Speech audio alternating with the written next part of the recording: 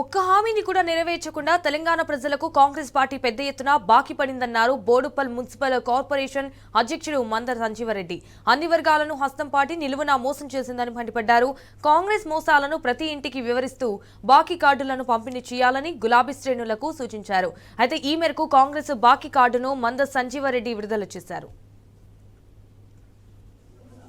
6 గ్యారెంటీలు అమలు పైన అనుకున్నాం.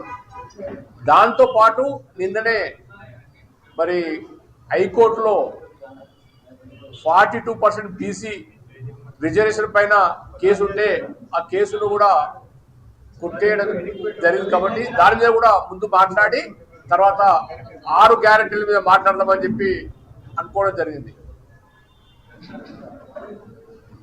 మనం గతంలో కూడా లాస్ట్ ప్రెస్ మీట్లో కూడా మనం అనుకున్నాం. లాస్ట్ ప్రెస్ మీట్ 1-2 దసరా గంట ముందు కానీ ఆ ముందు మాట్లాడడం మనం డిస్కషన్ చేసినాం. మీరు కూడా క్వశ్చన్ చేశారు. ఇప్పుడు చట్టబద్ధత లేని జీవోలు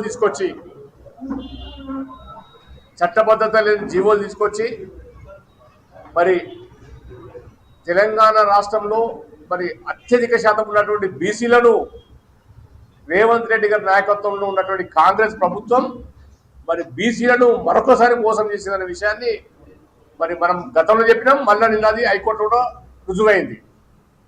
ఎప్పుడైతే 42% బీసీలకు రిజర్వేషన్ కల్పించాలని బీసీల మీద ఈ కాంగ్రెస్ ప్రభుత్వానికి చిత్తశుద్ధి కనుక ఉంటే, బీసీల మీద ఈ కాంగ్రెస్ ప్రభుత్వానికి నమ్మకం ఉంటే, అభిమానం ఉంటే, ప్రేమ ఉంటే అదొక పద్ధతి ప్రకారం ఆ బీసీ 42% రిజర్వేషన్ చట్టబద్ధత కల్పిస్తూ ముందుకు పోవాల్సిన అవసరం ఉండే.